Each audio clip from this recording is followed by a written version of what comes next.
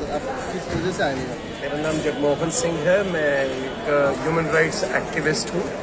मैं यहाँ पर जो त्रिपुरा पीपल्स फ्रंट की तरफ से सीएए के खिलाफ जो प्रोटेस्ट चल रहा है उसमें शामिल होने के लिए आया हूँ। उनके साथ सॉलिडरिटी दिखाने के लिए आया हूँ कि वो अकेले नहीं हैं। पूरे हिंदुस्तान में ये जो प्रोटेस्ट चल रहे हैं ये बहुत ज़रूरी है, क्योंकि सरकार एक बहुत ही गलत पॉलिसी पर चलते हुए लोगों को और ज़्यादा बांटना चाहती है और हमने ये नहीं होने देना। आपके ख्याल से सीएए हो जाने से आपको क्या क्या प्रॉब्लम है?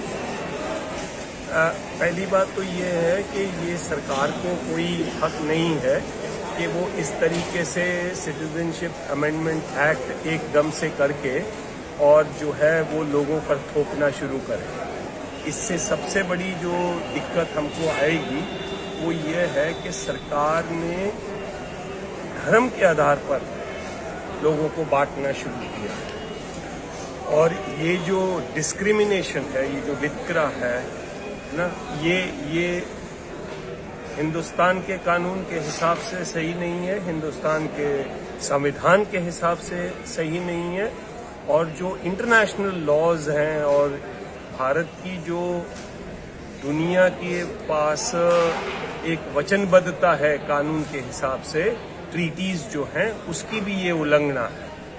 तो ये इसलिए ये टोटली वायलेटिव है सारी ह्यूमन स्पिरिट के, और नॉर्थ ईस्ट में इसका बहुत ज़्यादा प्रभाव है, क्योंकि नॉर्थ ईस्ट ऑलरेडी एक बहुत मुश्किल से यहाँ पर चल रहा है, त्रिपुरा भी और बाकी सारे राज्य भी और लोग भी।